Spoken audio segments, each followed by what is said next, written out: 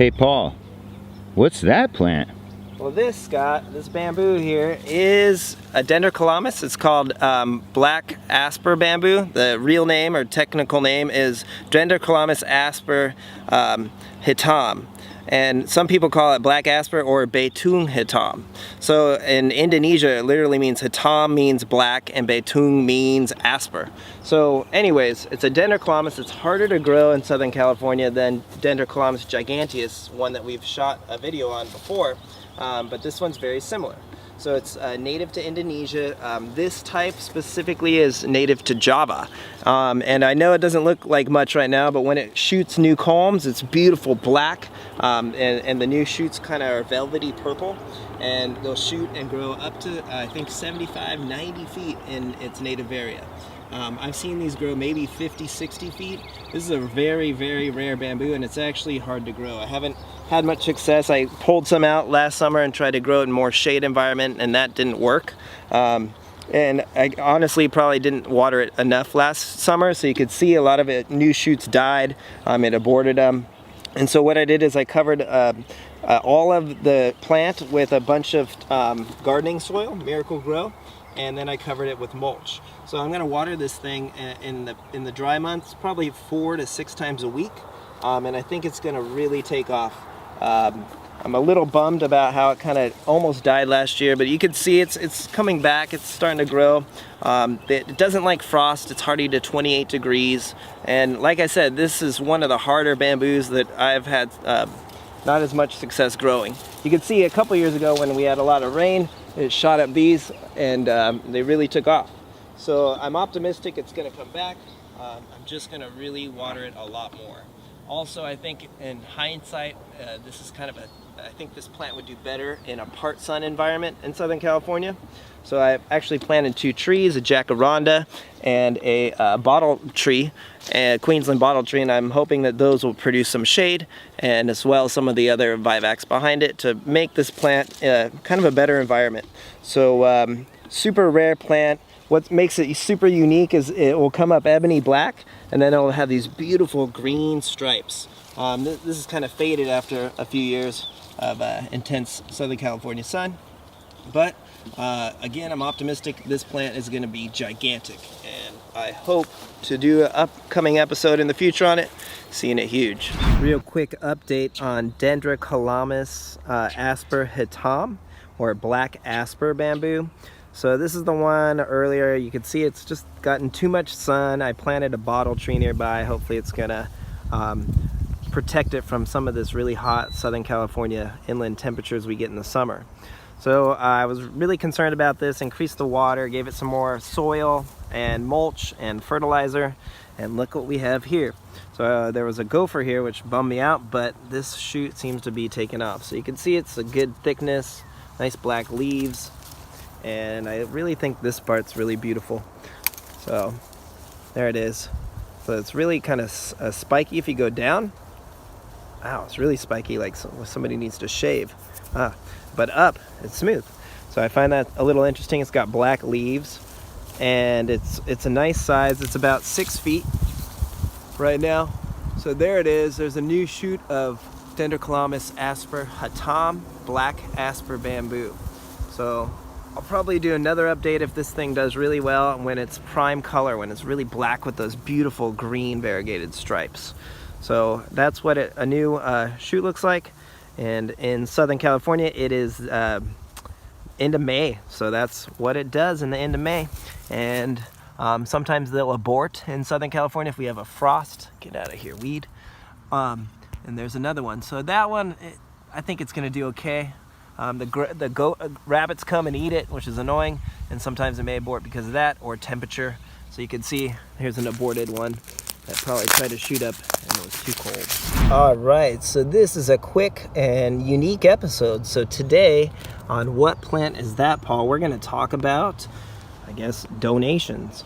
So big, huge shout out to my cousin Dean. Thank you, man. He lives in a nearby part of Southern California, and he pulled this 200-pound chunk of Beechey Bamboo out of their yard and donated it for the cause.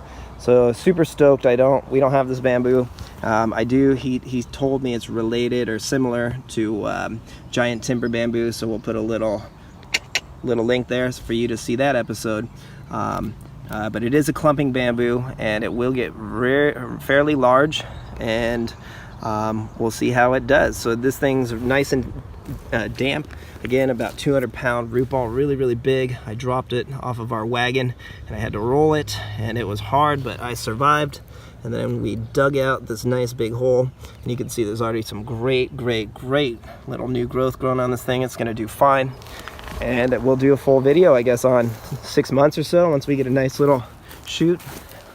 Let me block that. All right, so anyways, my strategy today is going to be, I'm going to backfill it with native soil, because this thing has lived in a nearby community, and it's been in the ground for probably as long as I've been around or so, I'm inferring. So it's definitely old, and it will do fine. So I'm going to use some Nutra King fertilizer, which is really good for lawns, and I'm going to guess it's going to treat this well. So what I'm going to do is I'm going to backfill it all really well with native soil, and then sprinkle a little bit of fertilizer and water it really well. The reason why I picked this part of the yard is, one, I want some bamboo on this side. We have some bamboo over there. I think it'd be matching and look beautiful. And I'm not so sure about this magnolia tree. So it's been around since before we bought the place, and it's just, I mean, this is the best it looks, and I don't know. So we'll see. I planted it pretty close, and I'm aware of that. But the magnolia tree may just have to have a new neighbor. We'll see. Today we're going to talk about that bamboo. It's an update, and if you've been following us, it's been exactly 5 months since this bamboo has been planted in the ground, and it is now 6 feet. So this is the donation. It's Bambusa beecheyana, also known as Beechey Bamboo, and my cousin Dean pulled out like a 200-pound clump of it, and it had tiny growth on it, and you can see in just 5 months it is 6 feet. Now the shoots are small, but I know that the roots are really getting established there. I put a few drippers on it, and I hand water it once or twice a week when it's hot, like today. It's 92, and it does get this afternoon sun, but it will be in the shade in a little bit. So it is looking a little burned, so hopefully we'll get a better canopy on it, but it will do fine. I think it's been really hot and dry recently. So there you go, the 5-month update. Give me 5. Ooh, something new. But there, 5-month update on Beechey Bamboo. So I did also put this fence around it because the rabbits were eating it, and possibly ground squirrels. But since I just tossed that around there, it's been doing fine. Hey Paul, what's that plant? Well, this grass, this bamboo, is Phyllostachys nigra, or black bamboo. So it's a running bamboo since it's a Phyllostachys. But what's cool about it is, as you can see, that it is black. It's a beautiful black. But the new stalks, if you look over here, the first year, this one's from last year, for example, you can see it comes up green. So it'll come up green, slowly get kind of a speckled with black after about a year, 18 months, as you can see. And it is a runner, so if you try to put this in a container, I've heard of stories where the bamboo will actually break the pot or the container. So it definitely needs a lot of space here. This time of year, it's what, February, you can see the frost, or it kind of burns the leaves back a little bit. And this bamboo likes to drop its leaves about now, so it's a little bit kind of looks a little ugly, I guess you could say, this time of year.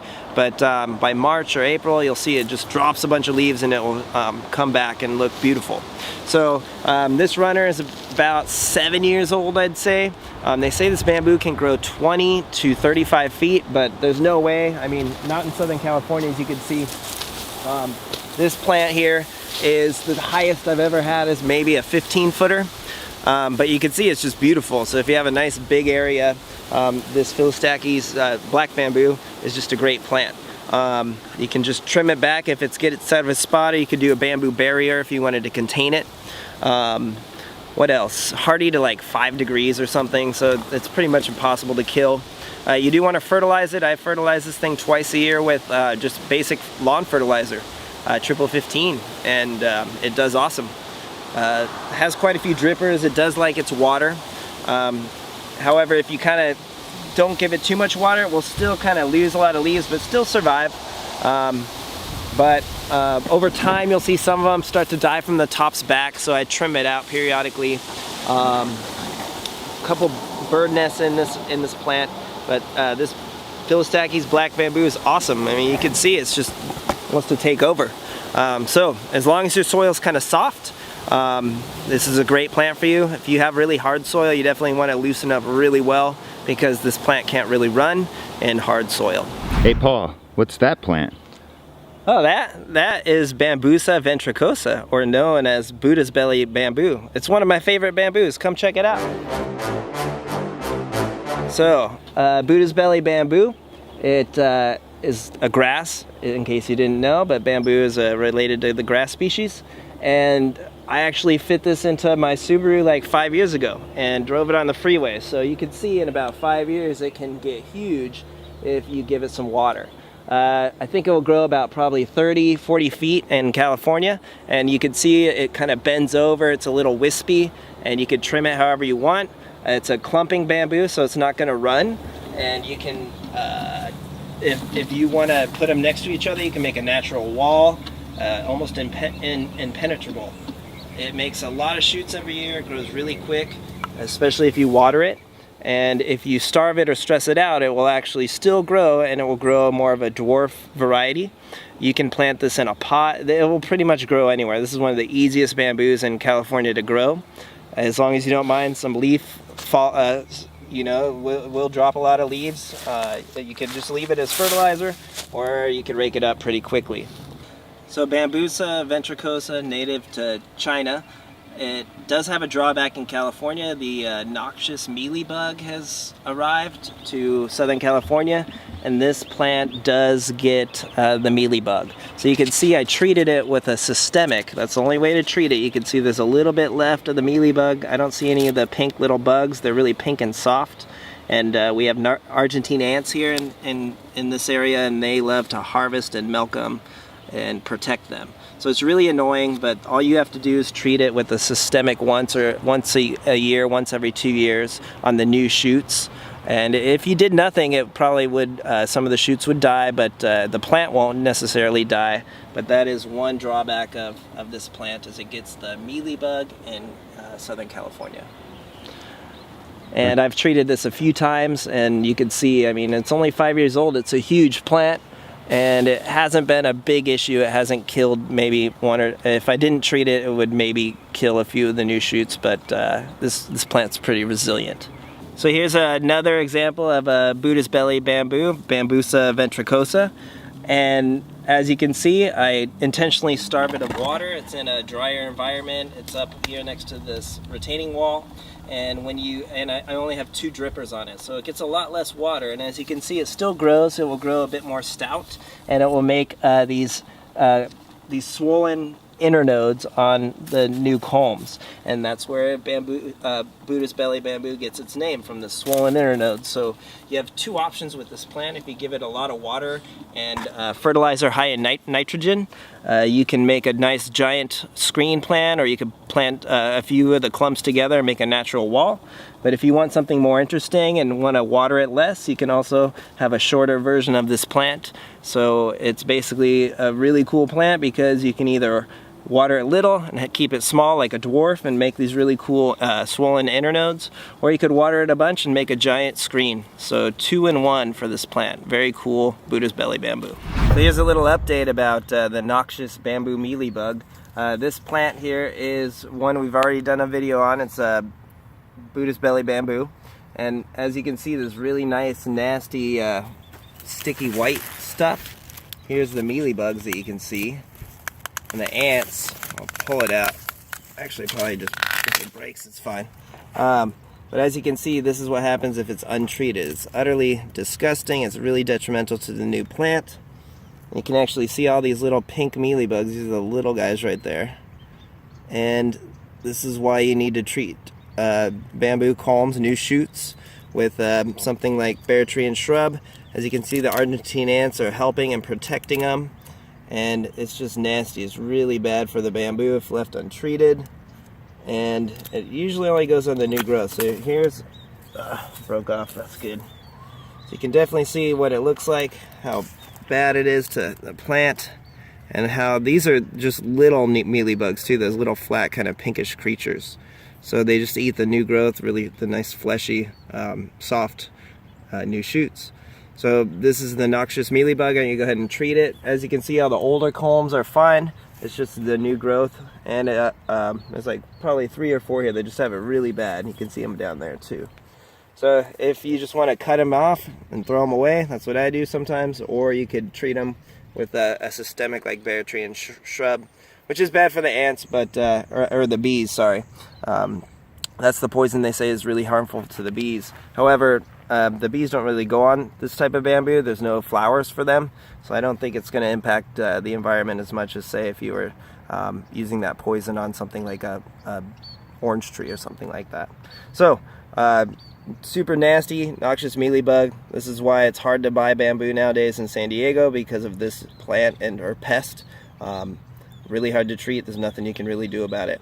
So, make sure you treat your plants right, otherwise these little guys come in. Hey Paul, what's that plant? Oh, that over there? Well, that's Bambusa Oldhamii, also known as giant timber bamboo. It's very tall, easy to grow bamboo in Southern California, and it gets huge. Let's go check it out. All right, so giant timber bamboo, also known as Oldham's bamboo. It's the most common tropical bamboo that's grown in America. And it's fast growing, it's really densely clumping. It's a great ornamental screen or a windbreak, or you could cut it and chop it as a hedge if you'd like. It does really well if you want like an Asian themed garden.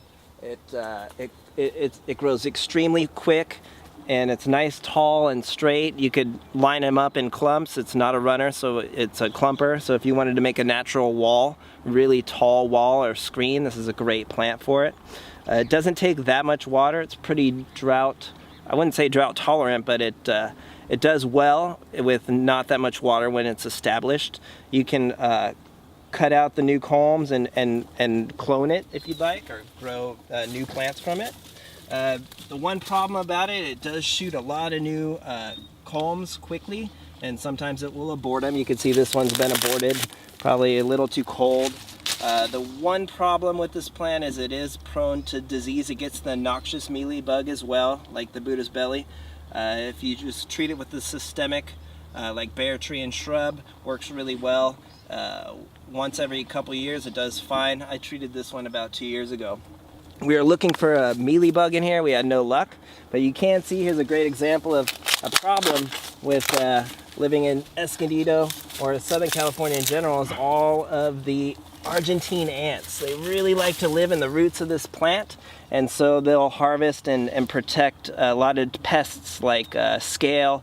I've seen some scale on here, aphids on other plants, but you can see there's so many of these darn Argentine ants in this plant. So there are a lot of ants. That's one drawback. Also, there's a lot of material. It is a little bit of a messy plant, but one cool adaptation about this giant timber bamboo is that it does create a nice powder on the new shoots, as you can see. So this is an adaptation to prevent pests or disease, and it seems to work really well against scale and mealybugs as well. So this plant is really smart in the sense that it is adapted to create a powder to try to prevent any bugs or insects. So it's pretty good against vectors and things like that. So this is a great bamboo if you just want to plant it, water it, and let it get tall and beautiful. Something funny about this plant though is that even though they call it giant timber bamboo, it's actually horrible to build with. It splits. I cut this every year and take it into my classroom and teach math with it, but it splits really easily, so it's a horrible type of bamboo to build anything. So if you want to build like a hut, get a different type of bamboo besides giant timber. This is Paul from What Plant Is That, Paul? And here's an update on Bambusa Oldhamii, some people say, but I call it giant timber bamboo. So anyways, this clump is about 8 to 10 years old. I got some dragon fruit under here. I moved it to see if it's gonna grow up into this bamboo and see how it does, sort of experiment. But I did want to give a little update on this plant, being that it's our most popular episode. And this is another year and a half later. So last year you could see in this specific column of, or I should say clump of Oldhamii, giant timber bamboo, you can see I made a walkway so I could kind of just walk through it, make it more interactive and fun. And so I carved it out here, and you can see it's a nice little walkway. However, with all the rain we got, there are a lot of new shoots, new culms. So here's some medium-sized ones, I'd say. Here's a really large one, and again, I haven't irrigated anything extra. I did put some of this this kind of, I call it, what is it called? It's like called mulch to soil or something like that. So I thought that would help, just kind of retain some moisture.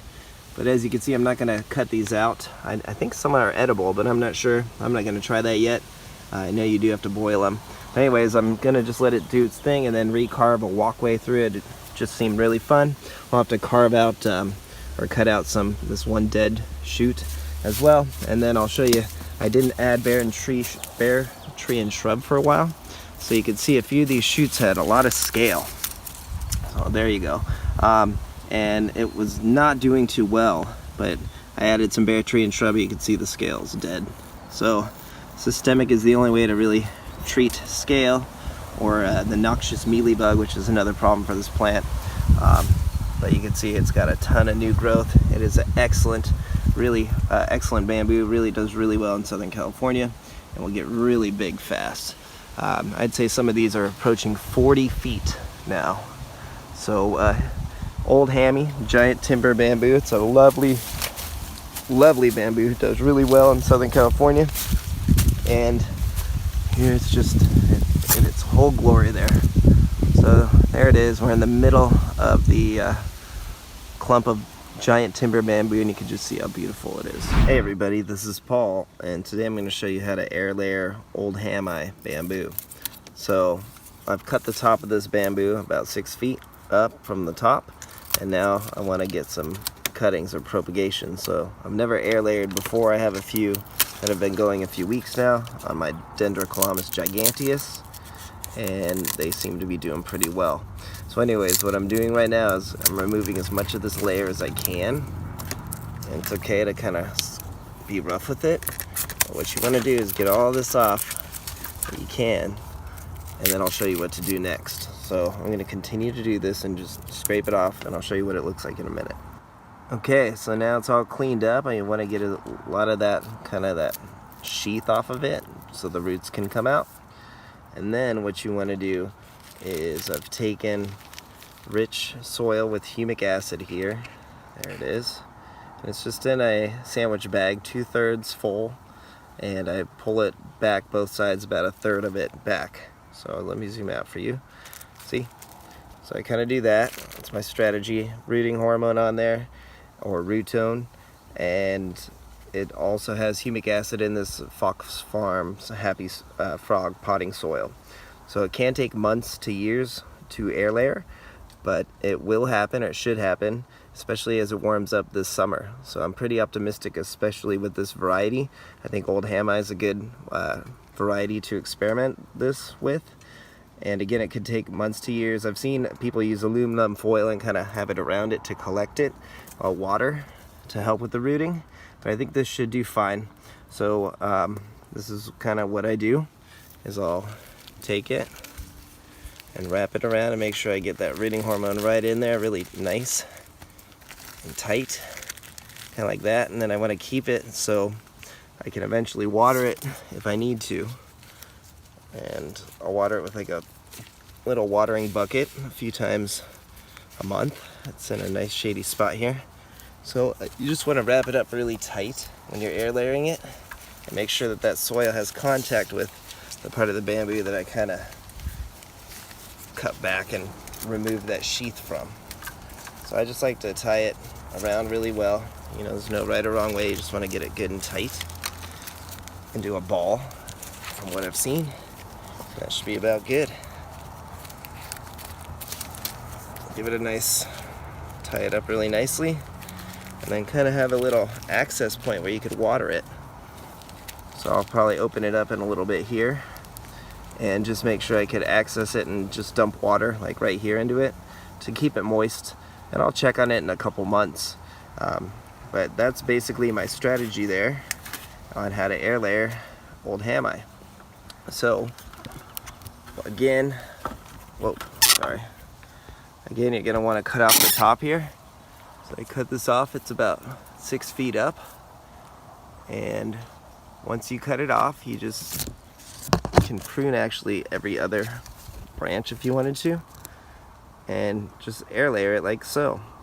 And that way you'll have new cuttings that will be root easily.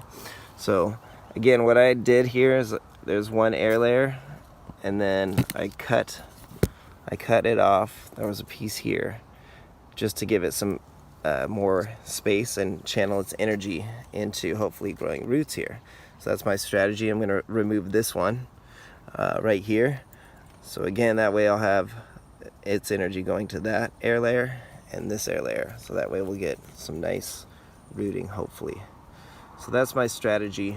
I cut them off at 6 feet up again, and I selected varieties that grow pretty quickly and robustly here.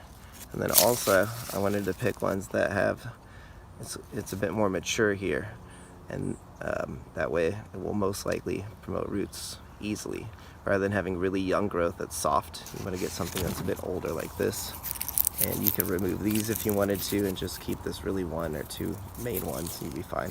Hey Paul, what's that plant? Well, that plant is Phyllostachys vivax, commonly known as Chinese timber bamboo. It's similar to the giant timber bamboo that we shot earlier. It's related to that type of bamboo. However, this one is a runner instead of a clumper. It'll grow about 35 up to 75 feet tall after give it enough time, and it will run pretty far. This one's about 7-8 years old, and my uncle gave me one tiny piece, and it's taken off down here. It shoots new culms every, I don't know, about May or June, and it's really a beautiful bamboo native to China. It will come out and shoot a beautiful green, and over a few years it turns into a yellowish emerald kind of color, and then eventually it turns like a yellow gold color. So it's just a beautiful kind of classic bamboo. If you're into growing bamboo and making crafts out of it, this is the bamboo that you'd want to grow to make crafts. It supposedly is super easy to split. One thing I noticed is when I've trimmed it back is it has a really big hollow section within it, and it does, I will agree, it splits pretty easily. So if you want to build crafts out of this bamboo, or any type of bamboo, this would be the best one. Wind chimes, stuff like that. It's really hardy, it's the hardiest, and they say it's the easiest bamboo to grow. It will survive, I think, temperatures to -5-ish degrees, and it never has much frost damage, and it just does really well in Southern California. I don't water it that often, especially don't water it deeply, and you can see it's just doing really well in this kind of dry, full sun area in our yard. Gets a bit of wind, and it's over years it's been a beautiful screen to block kind of out our neighbors, and it's just sometimes a strong wind, you can hear them clump together. It's a beautiful sound. Alright, so here's our little bamboo forest in training. This is Paul from What Plant Is That, Paul? And today I'm going to talk about a little update on our vivax bamboo. You can see some shoots right here, but it's a running bamboo, and you can see it's probably run about 30-40 feet in 10 years. This soil gets really hard in the summer, so it only kind of grows in the winter. There's a lot of weeds in here I'm going to trim out, and I'm slowly kind of making it into a nice little bamboo path walkway. So right now there's a lot of new growth here. I'm just going to leave it alone, but the purpose of this video is to show you why Phyllostachys vivax, or the Chinese timber bamboo, is so cool. You can see the new shoots here, the largest yet, really smooth and beautiful, and then the older ones kind of turn to that classic yellow. So I was hoping we get some of the canes to clasp in the wind here, but we're not getting quite enough. But you can see it's really amazing. Sounds really cool in the strong wind, and again, Phyllostachys vivax bamboo is just amazing, especially if you want to have your own little forest. So it takes off, does really well. You can see the new shoots there, the largest yet. There's another one right up there, see it? Oh, look at that guy. I'd say close to 30 feet by now. And I love this beautiful green, this really nice kind of dark green right there. And then again, they'll fade to yellow as they get older. This one's nice and old. I do trim out the bottom to kind of just keep all the rabbits and whatnot at bay, and to kind of open it up to keep it airy. And there you go. So there are no bugs really observed with vivax, maybe a little bit of aphids, nothing bad. And this bamboo is beautiful. So there you go, Phyllostachys vivax, a little forest in training. Hey Paul, what's that plant? Well, Scott, that is Bambusa multiplex, also known as Alphonse Karr bamboo. I think I pronounced it right, spelled like that at least.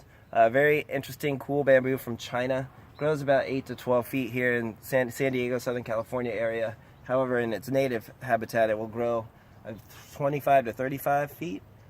It's a really hardy bamboo. It survives, I think, frost or freezing weather down to like 15 degrees. This time of year in the dry fall, you can see it kind of drops a lot of its leaves here, but don't worry, it will shoot a bunch of new growth. It just kind of, it's like drops it and then lets it regrow quickly. It's a really thick clumping bamboo, as you can see, so it makes a great screen or a really wonderful container plant. What's interesting about it is the really new growth will come out kind of pinkish. It's kind of hard to see right now. It'll turn a bit more pink when it gets a little colder. So they'll shoot out pink, and then they'll develop their stripes and slowly turn yellow. One drawback about this plant is it does take a fair amount of water, probably 3 to 4 days a week, to keep it looking really well. It says it can take full sun. I'd definitely recommend part sun for this type of plant if you live inland. I have one that gets full sun and wind, and it's just not as healthy as this one. There's also some pests to be concerned about. The Argentine ants like these guys, mealybugs, and a bit of scale. So you can use a systemic to solve that problem, but the mealybugs really like to get in right up into this part of the plant. So I treated this one, I don't know, 2 or 3 years ago, and they haven't really come back since. So it's doing pretty well. It's a really nice bamboo. You can trim it how you want. If you get a few of them, put them together, in a few years you'll have a natural wall. So definitely a really great bamboo for that type of privacy screen. Hey Paul, what's that plant? Well, that is dragon's bamboo, also known as Dendrocalamus giganteus. It's the tallest bamboo in the world, or sometimes they call it giant bamboo as well. It's native to Southeast Asia, and it is, as far as I know, they say it's the tallest bamboo in the world, this type. So it'll grow up to 100 feet in the right conditions. There'll be no way it'd grow 100 feet out here in Southern California. But my uncle has one, and it's probably about 40, 50 feet, maybe 60. It's pretty darn big. They do look kind of bad in the heat of the summer out here because they really like a moist tropical environment. As you can see, it does pretty well. I wish I had a little bit more shade on this plant to really let it take off. In hindsight, I wish I would have put it on the other side of the bamboo forest here that we're growing. However, it has really huge leaves, and we can show you some of the new growth down here, so check it out.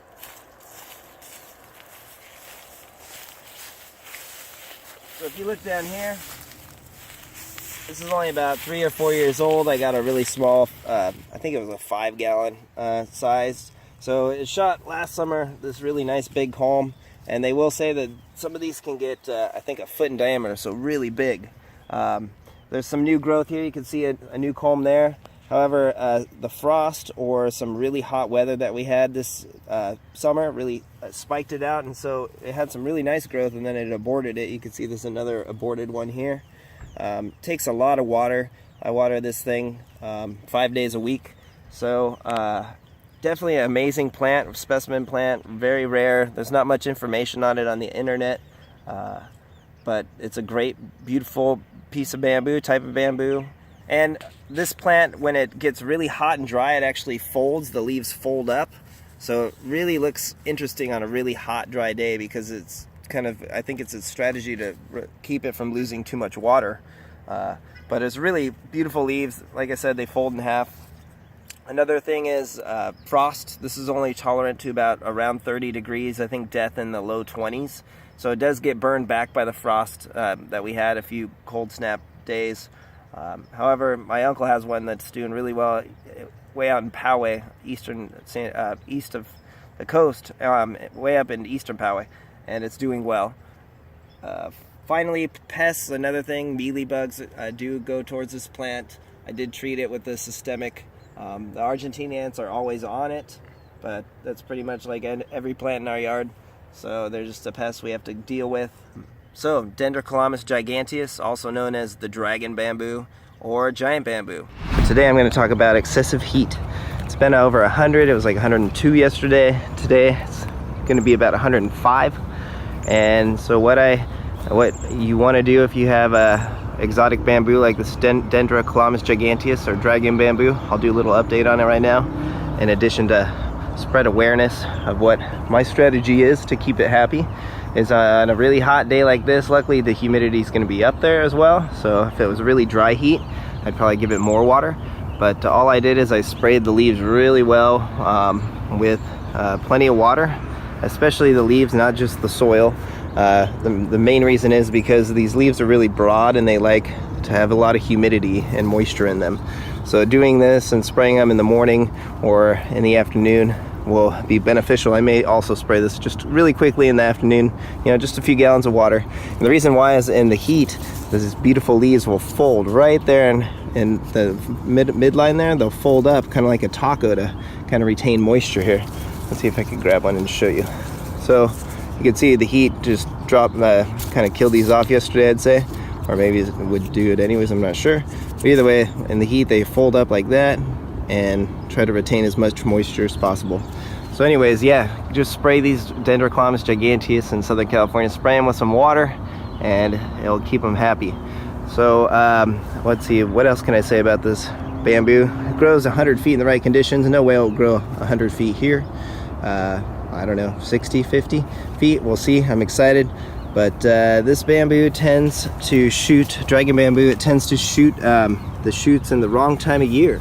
So it will abort them. You can see I pulled some off there and it died. And there's another one right there that has aborted. And I think it's because they tend to shoot these at the wrong time of year. We'll do it in the rainy season in December and the frost will kind of kill them back. But you can see now, I'll shoot another one. This guy's doing really well. So you can see the size of it. These are sharp. Ow, I didn't know that. So be careful. These guys are sharp. But it's a nice big sized shoot and it's beautiful. You can see the coloring. It's kind of like a grayish green. Almost looks like a dinosaur. So Dendrocalamus giganteus, really cool bamboo.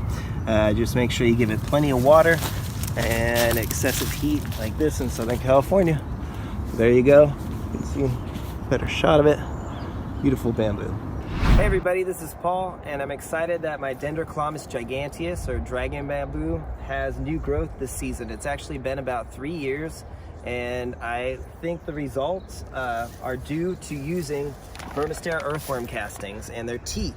So what I've been doing this past season since about July is every 4 to 6 weeks I just apply some earthworm castings, either they're premium or they're regular, and I just kind of toss it around lightly just like that. And then twice a month I've been using their Vermistera earthworm casting teat. And so you can see it's a low MPK, and what it basically does, I'm shaking, sorry. What it basically does is it applies beneficial microbes and enzymes to help absorption of the nutrients. And so this is the first time I've used earthworm castings on my bamboo, and you can see the results. Honestly, these plants, usually this plant is 8 years old, and it aborts almost every season. You can see an abortion of a new shoot from last season, and this one was most likely due to the cold. So this plant only shoots new culms twice a year in Southern California, and that is in the winter where frost can damage it, and then about July during the heat waves. So during the heat waves we did have some temperatures at 116 degrees, and this plant did fine. You can see it didn't abort a single culm. And I really think it has to do with these earthworm castings and using 3 ounces per gallon of their earthworm casting tea. You can really see the growth of this too. This is the largest one that has shot out of this 8-year-old plant. And you can just see the thickness of this Dendrocalamus giganteus. So I really think that using earthworm casting tea and their earthworm castings has really had great results on this variety of bamboo. And last I want to say, this used to get mealybugs every year, and that would probably, the bamboo mealybug, the noxious mealybug would be in here, and I don't see any this year, and I did not treat this plant for that. So I'm wondering if maybe the earthworm castings have maybe helped to prevent them from being on this plant. I'm not sure, but this is the best this plant has ever looked in its life here in October in Southern California. So I recommend trying these products out on your bamboo if it's yellow or it's aborting its shoots, because for me the results have been great. Hey Paul, what's that plant? Well, this plant here, Scott, is Mexican weeping bamboo. And it's actually one of the few, if not the only, I'm not sure, but it's more rare bamboo because it's native to central Mexico. So it's not Asian bamboo. It's if you cut it open, it's actually not hollow. It reminds me more of kind of like papyrus if you cut it open.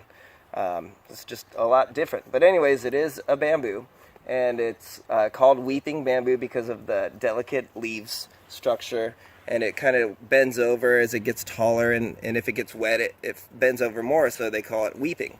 So it's this rare foliage. It's really beautiful, great screen. It's a clumping bamboo, and it does like a lot of water. So it's hardy to like 22 degrees, but this bamboo takes a bit more water. It's next to our lawn here, as you can see, so it gets some overspray for the from the sprinklers, so it does really well here. Yeah, my uncle gave me a tiny piece about, I don't know, 7 years ago or so, I'd say, and it's evolved to this. So it's they say it's really easy to propagate. I haven't done it yet, but I'm going to try. What else about this unique, awesome plant?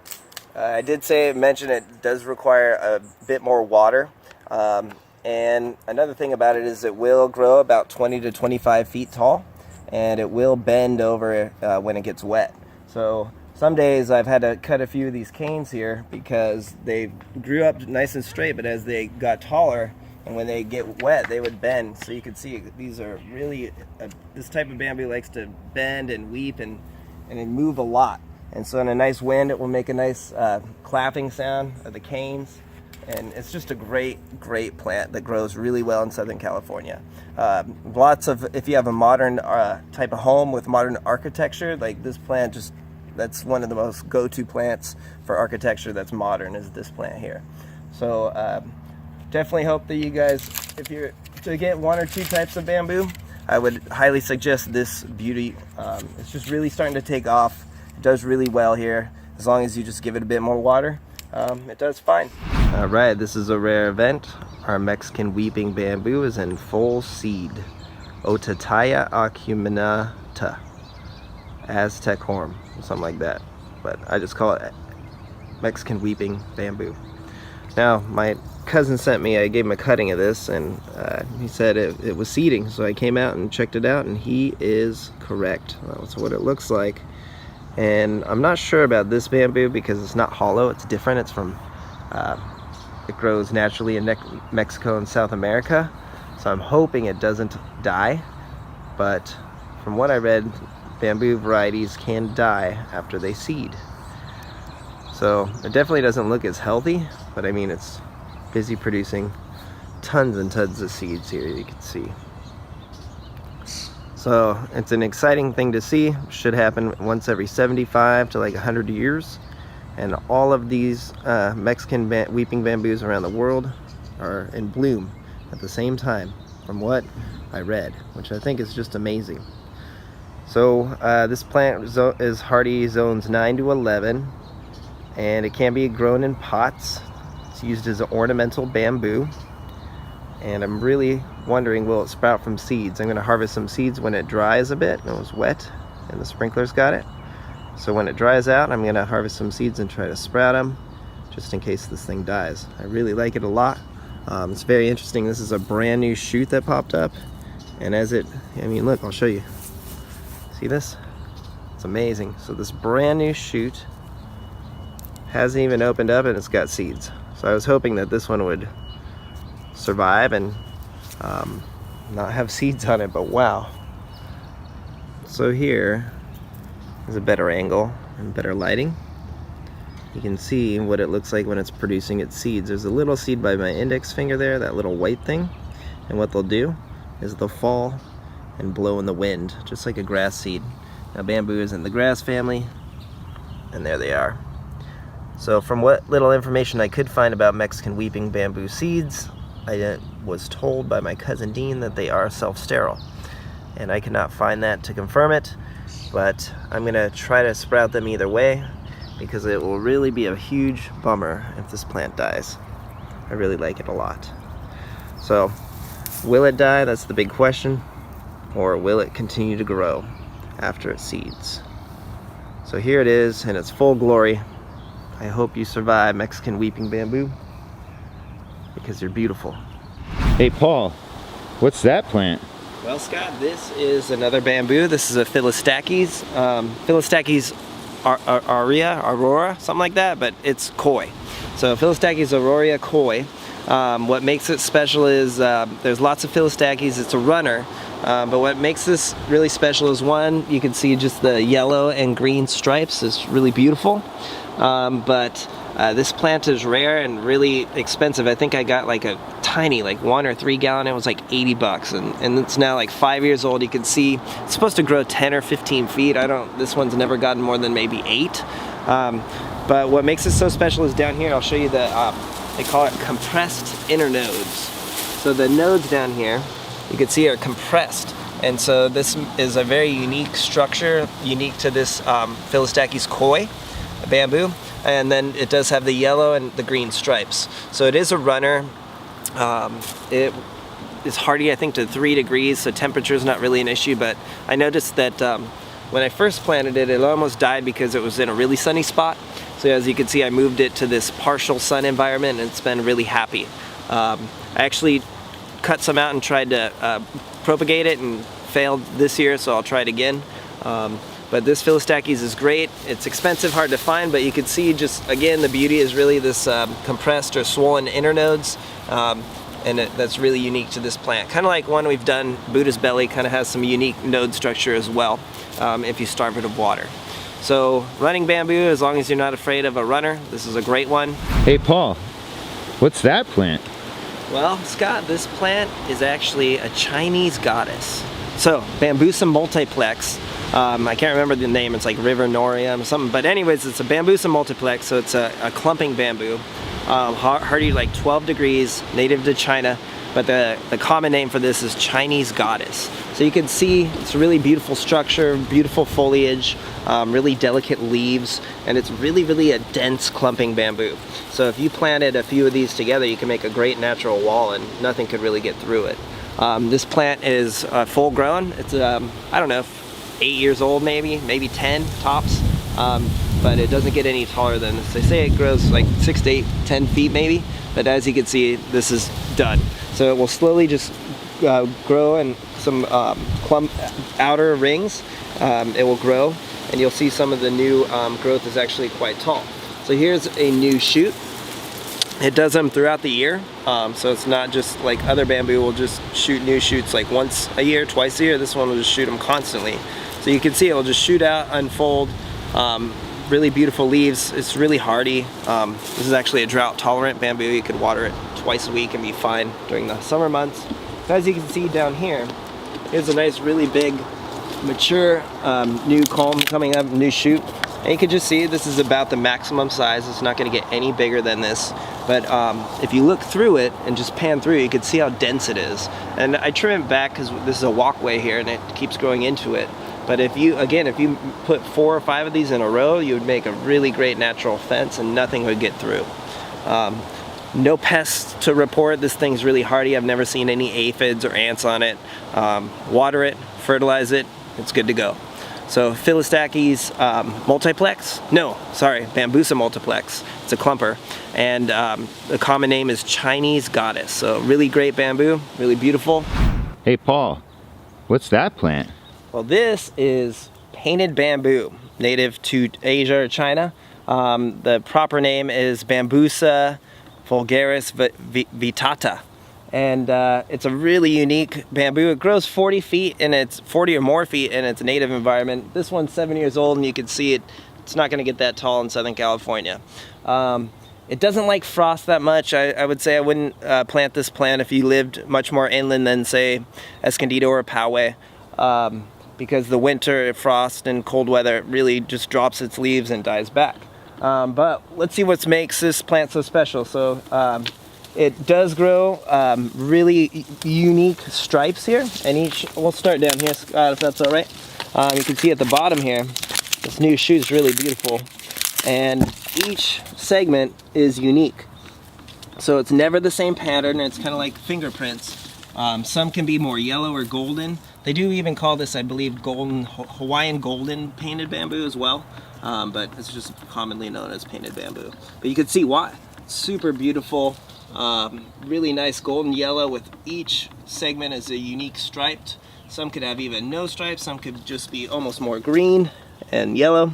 So it's just an extremely beautiful bamboo. Probably my favorite specimen in the yard. However, you can see I neglected it here on the left, and you can see that it got scale really bad. I had to use a systemic. I almost killed it, but it's coming back really nicely here. So I used bare tree and shrub, and you can see all the dead scale there. And it looks like the wood's not too damaged. I think it's gonna actually end up thriving. You can see all the new growth. And so just because it gets a really bad scale or mealybug infestation, you can see that this bamboo really can bounce back. It's very resilient. So let's see, painted bamboo.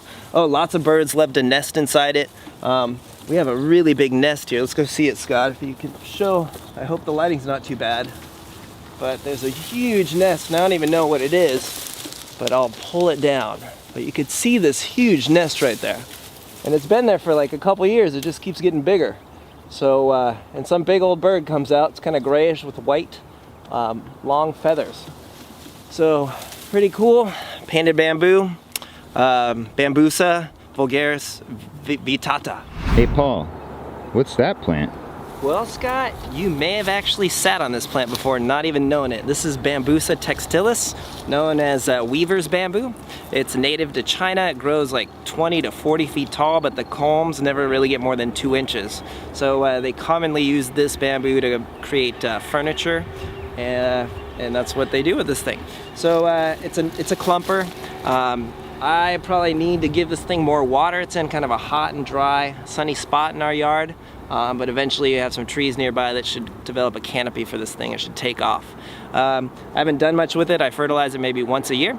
It's a really, they call it a handsome, I guess, bamboo, because it will really clump a lot and be really a great screen. So if you have a part of your yard where you need a nice privacy screen, this bamboo, once again, it's a clumper, so it's not gonna run and overtake your yard. I'd say this thing's about, I don't know, 6 years old, 7 years old. And it's always been in this kind of really hot part of our yard for most of the day. I do plan to work on this thing in the next week or two to give it definitely more water because I want this thing to start taking off a bit more. It's really a graceful bamboo. Again, it doesn't get those huge culms, no more than 2 inches, but it will grow 20 to 40 feet. So great bamboo. Definitely, I'd say it is really easy to grow. It's not very temperamental, and it never seems to get too phased by a lot of sun or a lot of heat. Now you may be wondering, what plant is that, Paul? So today's episode is all about Bambusa multiplex, Chinese golden goddess. Now there is a golden goddess that is a runner, but as you can see, this is the clumper. So again, Bambusa multiplex, Chinese golden goddess. So it'll grow about 6 to 10 feet in maximum height. You can see some of the golden yellow culms that shoot up. I'll show you a better one in a minute. Again, this plant is native to China. It does really well in Southern California. It's hardy to 15 degrees. and it's just a beautiful, nice, petite, really dense bamboo. So if you wanted to hide something or have a privacy screen, this bamboo is your plant. It also does well in containers. So if you want to grow it in a container or on a patio, I would recommend part sun or afternoon shade, like it is here. So it definitely does well in a part sun, afternoon shade. Full sun, I bet it would probably get a little bit unhappy unless you give it a whole lot of water. So really dense bamboo. One of my favorite Bambusa multiplex types, and I'll show you why. So it's really, really dense.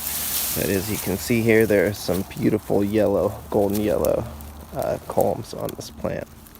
So really, really super dense. Some birds nest in it. I haven't trimmed this, and I've neglected it. It has definitely some things that need to be trimmed out and cleaned up, and I need to fertilize it. So one drawback though on this bamboo is that it does get the mealybug. It's really prone to that noxious mealybug, and I have to treat it with bare tree and shrub. Otherwise, it almost died a few years ago because I did not know it had them until it was really developing in and they had a ton of infestation, I should say, and the Argentine ants loved to protect them and harvest them. It was super annoying. So again, give us a like and a subscribe. We'll have more awesome videos coming your way and some more great plants. So, bam. Good evening. This is Paul from What Plant Is That, Paul? And tonight we're going to talk about mealybugs and new growth on bamboo. So I like to take a look at the new shoots here, and so I took a few minutes, and this one, I pulled this piece down, everything seemed fine, and then I like to sit and watch the ants, and if I notice an ant trail, which I did on this one, I like to follow them, and then you can see right here, those are the mealybugs. See them? Those little pink things? And the ants like to protect them and harvest whatever they secrete. So I believe these are the noxious mealybugs. I'm not sure, but either way, they are very bad for bamboo. So let's see if I can find some more. I'll come up here and let's take a look. So again, look at that. It's much worse. See all the ants? You can see the mealybugs right in there. See them? I'll zoom in for you. There you go. So those are impossible to treat because you can see they're under the new growth. You can see how disgusting they are and what the ants kind of do to protect them. So the only way to really treat this is going to be using a systemic. So let's pull this one down too just to see.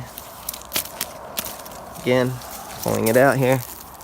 You can see the mealybug right there. See it? So super annoying. Just like this focus. There we go. And so there's the little mealybug, and it's just horrible. So what you need to do to treat them is use bare tree and shrub. So this is what I use. I follow the directions. I mix it into a bucket with water, and then I pour it directly onto the base of the bamboo. So I only do it on the infected ones because this stuff is what kills the bees. So you definitely want to use it carefully. I never use it on anything flowering. And the reason why I think it's okay on the bamboo is because bamboo only flowers once every 75 years or so. So bees never really go on this plant. So we should be good. So I'm going to go ahead and treat that, and I'll show you what it looks like in a second. Okay, so here it is. I mixed it up as directed. And then I like to pour it directly onto the new shoots. And then make sure it kind of goes onto the roots really well. So if I had more time, I probably should have raked it out better, but this is going to work today. Should be fine. So this is about all that I do. And it's very, very green in color. Just kind of make sure, and especially the one that has the bugs infested on it, I like to just make sure I get around the soil really well. So that's about it. Not much to it. And usually one treatment should be plenty for taking care of the mealybugs. This is Paul, and today I'm going to teach you how easy it is to propagate bamboo, specifically Phyllostachys nigra or black bamboo. Now this is a running bamboo, and it's about 20 feet tall, and in Southern California, and about a decade old. Now, I've done this many times and I've had great success. You can see my neighbors, we did this about a month ago, and they're very, very healthy. So what you want to do first is obviously have some developed bamboo. In the case of Phyllostachys nigra, I would not recommend doing a new shoot that's green. I prefer to pick something older and almost darker, probably about something. I'm going to select these today. So you can see they're darker, but they're not pitch black like this one. This is probably 6 or 7 years old. It takes several years in Southern California for black bamboo to get that black. So after you have some bamboo, now you want to go ahead and give it some water. You want to water it 24 hours in advance before you take your cuttings, or I guess before you propagate them. So what I like to do is I like to go up about 2 shoots or branches, and then I cut it. That's my first step. So 2 branches. So again, look at this one. It's older, and it's one of the few that looks pretty unhealthy, like it's gonna die, so I'm not gonna try to save that one. But this one looks much better. So again, I'm gonna go up 2 branches. So 1 branch is here, my second branch is here, and that's about 3 feet. I'm gonna cut that. It's harder than you think one-handed, there we go. Okay. So now that I've done that, let me show you the next step. Okay, so I ended up cutting 3. I'm gonna propagate 3 of these because they're so close together. Now, ideally, you could use a Sawzall or something like that, but in this case, I like to use a shovel. And I just need to get some roots. That's all that's really important. So you wanna make sure you get deep enough under some of the rhizomes and just get some roots. So see, that's 1.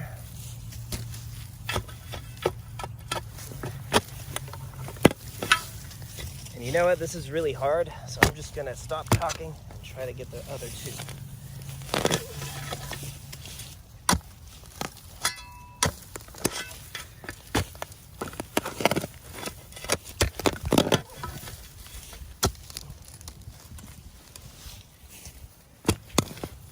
All right, I'm gonna get a Sawzall, hold up. All right, this should do the trick.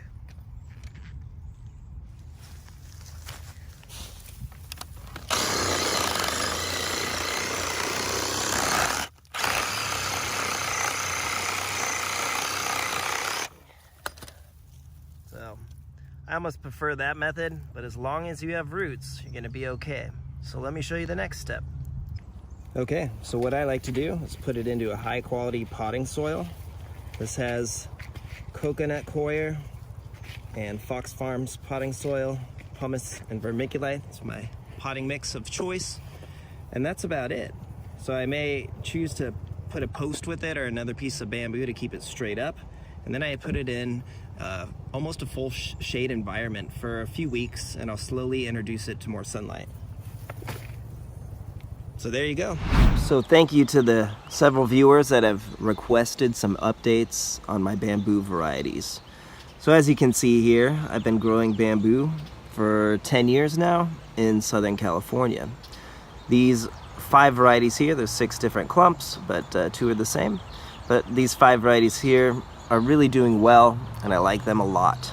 So what you see here is some varieties of black bamboo, Phyllostachys nigra, Dendrocalamus, ASPER hatam, which is black ASPER bamboo. The tallest in the middle is vivax, Phyllostachys vivax, Chinese timber bamboo. We also have Dendrocalamus giganteus. So let's go get a better look up close of these plants. All right, Phyllostachys vivax, probably my favorite, one of my favorite in the yard. You can see why. Now, if you're wondering what those trellises are, they are for dragon fruit. I've given these bamboo varieties a job now, which is to take care of my dragon fruit. So this is reaching about 30 feet by now, and what I like about them is this time of year especially. And the reason why is because you'll see there's some variability. There are new shoots that are going to be a light green. These are all new shoots for this season. In the past month or so, maybe 2 months, they've shot up. And you'll see that they'll age. As the canes get older, they're going to yellow. And it's starting to get really large after about 10 years. Again, it's in a drier part of the yard, you can see. And honestly, I irrigate it with drip irrigation. So bamboo is amazing. Especially this variety, you can see it just thrives in the yard. And I carved out some different spots to place my dragon fruit. So Phyllostachys vivax, wonderful, wonderful variety. Now this stunning variety is Dendrocalamus giganteus, or dragon bamboo. Now, I've learned over the years from people watching our videos that it's debatable if this is the world's tallest bamboo, but it's up there. I think there's one that's similar. I can't remember it offhand, but it gets slightly larger. Now the problem in Southern California with this variety is that it is a wider leaf and it will fold up when it gets really, really hot. So I really regret planting it on this side of the vivax. If I would have planted it on the shade side of the vivax, I think it would be twice as big. So live and learn, and slowly I planted some trees around, and hopefully that once this grows in a less sunlight, I think it's going to get even bigger. Now you can see some of the new growth here. It's amazing on this. I love the color of the Dendrocalamus. I mean, look, it's almost black. Not as black as what I'm about to show you. But the new culms are very, very healthy and beautiful. I love the coloring. You can see I tried to air layer here, but the frost damaged this new shoot. So my air layer failed there. I'm just gonna leave it a bit, see what happens. I really love the color of the new growth as it shoots, and this time of year it gets really rapid, and it grows really rapid, I should say. Now be aware, this variety does get the bamboo mealybug. Now over here is Phyllostachys nigra, or black bamboo. You can see it grows really, really thick. It's a running bamboo, and it has a lot of new growth right now. So it just gets really, really large, and honestly, if you want to block something or build a natural wall, use this variety of bamboo. Again, this is Phyllostachys nigra, or black bamboo. And it gets, I mean, after about 10 years, it's, I'd say about 15 to 18 feet tall. Now it does look a little bit kind of not so pretty in the heat of summer, about August. It kind of will drop a lot of leaves and kind of burn back. I think this variety would also do better in a part sun environment. And what's unique about it is the new shoots will be green. As you can see here, I actually have to prune these back because they went past the barrier. See the barrier on the left there? So this is the most aggressive of the bamboo, I would say, and it is invasive in parts of the world. But look, it's so cool. It starts out green the first year. After one season, it will be spotted, and by the second season, the canes will be black. And so this is all one variety of bamboo, and I think that's why I like it. It's just so unique. So there you go. But if you live in a wet climate, beware. This thing can be really, really aggressive and invasive. Dendrocalamus asper, or black asper bamboo. Now definitely in my recommendation is give it less sun than I did. This gets way too much sun, and I really regret not putting my Dendrocalamus, both of them, behind the vivax. In other words, I wish I put the vivax on the sunny side and the Dendrocalamus on the shady side instead of the other way around. These plants would easily be twice as big in my opinion. So anyways, asper here, or black asper bamboo, you can see it starts out green and will go to black. Now in full sun it will get kind of damaged here in the canes, as you can see, which is a bummer. See that? But hopefully I'll get some to propagate and put it in the shade and have a prettier plant, because it should look like this. And that's what's the best thing about asper is that you can see it has that beautiful green stripe on the cane. It's my favorite thing about it. So the contrasting black and green. Last year when this was new and turned black and green, it was stunning. It looked amazing. Alright, so ASPER Hatam, give this dude less shade than I did. Lesson learned. Alright, this is Alphonse Karr bamboo, or Bambusa Multiplex, Alphonse Karr. Now, the bummer about this one is that the noxious mealybug loves this plant. So this thing's almost dead. This thing a few years ago was 10 to 12 feet, and now I stopped treating it with the systemic, so look at that. So I'll talk more about it later, but that thing does not do so well in Southern California. I have 2 of them, and the other one is not much better. I mean, it's just dying off, so I wouldn't recommend it. But in contrast, this is such an underrated bamboo. This is Shirashoma bamboo. You can look it up, has a hard to pronounce name, but it's definitely underrated. It does really, really well. It's a runner, and it's variegated in Southern California. And look at this thing after 10 years. I can't believe more people don't grow it. So again, this is Shirashoma bamboo. I love it. I can't believe more people aren't all about it like me. Look, it's like a wall of beauty.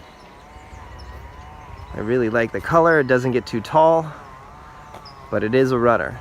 And again, this is just on drip on a really sunny, hot side of our yard. In fact, it's windy as well.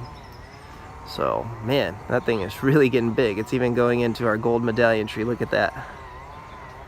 So, here, I'll give you one more look at the leaves.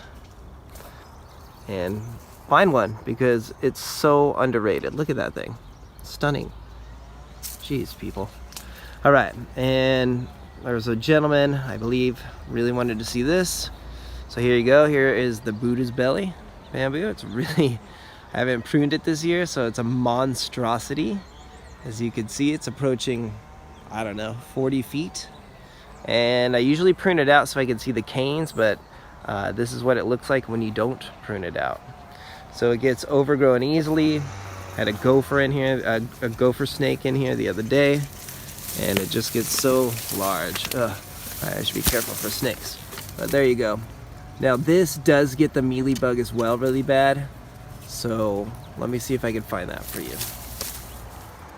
Alright, I treated it with a systemic, so I don't see any mealybugs, but that's what you want to look for, is that powder. So I'll show you what I use to treat my bamboo that has the noxious mealybug, but that's been a huge problem in Southern California. So again, look for this powder here, and then right below, that's where they like to reside, kind of right up under here. So we've done an episode on them. I'll show you a link you can see here to learn how to treat them, but that's definitely something you want to be aware of in Southern California, because they're here to stay and you can't get rid of them. So this is the systemic I use. I recommend it when treating bamboo mealybug. Alright, now here is my other Buddha's belly bamboo, and you can see here is some mealybug action. So ready? I'll show it to you. I have to treat this plant, otherwise it will die. See it right there? So again, this is why I don't grow more varieties in Southern California, and I've moved on to dragon fruit, because the mealybug, my neighbor bought an infected plant about 6 years ago, and I saw these Argentine ants travel around spreading this like wildfire. Now luckily vivax and some of the varieties I've shown you don't get it, but this variety does. So again, the noxious mealybug, they're horrible, and they affect my Buddha's belly bamboo. Now here's what happens when you don't give Buddha's belly bamboo much water. As you can see, some of the culms have got larger bellies. So it's amazing that this plant will usually, if you give it plenty of water, will shoot regular growth, but if you stress it out, you'll get this stunning growth, and that's what I like about it. Man, the only, also in addition, I did want to say that when you're treating this mealybug with that Baratrine shrub, it's very expensive. So be aware of the cost. And so if you have as many plants as I do, it's gonna be several $100s to treat them. Now I only treat the new growth because it seems the mealybugs do not bother the mature plant parts of the plant. Mature culms, I should say. This is Mexican weeping bamboo, and it looks really sickly. If you're wondering why, it's because it's seeding. And from what I've read online is that it's gonna die, which I'm really bummed about. Is that I've heard that this plant will die after it seeds. So if you know different, please let me know. That's what I could find out online. I've had this for 8 years, I'd say, maybe more, and now it's in seed. So what it looks like when the bamboo is in seed, or at least this specific variety. There you go. And it's really sad. So hopefully I will be able to propagate it and bring it back by collecting some of these seeds. Although I did also read that these are self-sterile. So we'll see. I'm going to give it a shot anyways. Now, another variety I have here is Phyllostachys aurora koi. What I like about this variety is it is a runner, and it stays rather petite, and it definitely needs a part sun environment. But it does grow these compressed nodes, which have little stripes. So see how the nodes are very compressed? That's a characteristic of this variety. So I really like it. They'll start out green, and then they'll turn yellow or golden in time. All right, Phyllostachys aurora koi. I call it koi bamboo. Now there is another one here, Chinese goddess bamboo. Look at this beautiful variety.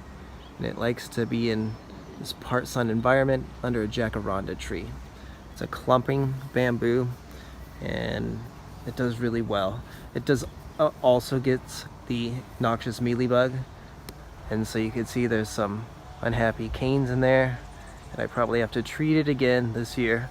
I usually have to treat the plants once a year, and I wait until they shoot the new growth because that's what the mealybugs like to attack. Now this lovely variety is painted bamboo, or Bambusa vulgaris Vittata, I think it's called, but I call it painted bamboo. Now it's a little bit more sensitive to heat and frost, cold I should say, but it's been doing great in Southern California for years. So what I like about it is each part is unique, meaning each segment has a different stripe, kind of like fingerprints. So I really love this bamboo, and gophers do as well.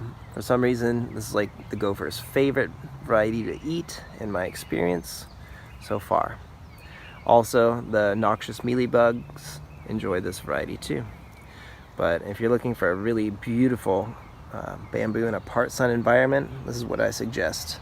It propagates really easily too. All I do is we'll find a piece, and I'll dig it out with some roots, and it will take. So it's an awesome variety. So the painted bamboo. All right, let's see what else we can find. Now this lovely variety is Bambusa textilis, or weaver's bamboo. Now a few people have commented on our video on this plant and said it's not weaver's bamboo. However, I bought it from a reputable grower, and I think why people don't think that this is a weaver's bamboo is because I grow it in full sun in the driest and windiest part of our yard. So I think it's had to adapt to and remain small to survive. So that's what I think is going on, but give me a comment if you disagree. But again, this was labeled from a very reputable grower, and they label it weaver's bamboo. Now it's finally starting to get some larger culms. We'll see. All right, let me go show you my favorite one, the best for last. Okay, so I saved the best for last in my opinion. This is giant timber bamboo, or Bambusa Oldhamii. So I've had this one 10 years now, and I actually have 3, but this is the largest one. Its leaves are rather wide, and they will drop kind of once or twice a year. When it's really hot, it'll drop about 30%. So it can be a bit messy, as you can see. But I don't mind at all, and it is a huge clumping bamboo. Again, this is about 50 feet, maybe a little more. And last year I'd carved a trail through here, and you can see that the trail has been just eaten up pretty much. You can't even walk through anymore. This variety does get the noxious mealybug and scale. So you can see it had some scale on here. There's some scale damage for you. So be aware of that. and it also does get that mealybug, like I said. Now with that, I also noticed that it is producing a lot more of this powder, so hopefully that will kind of deter the mealybugs as well. So this is definitely, I think, my favorite bamboo. I harvest it to cover my dragon fruit trellises, but it's definitely not good for building. It's not very strong. I think Japanese timber bamboo is better. But if you want a huge, massive clumping bamboo in Southern California that can survive on drippers, this is what I recommend.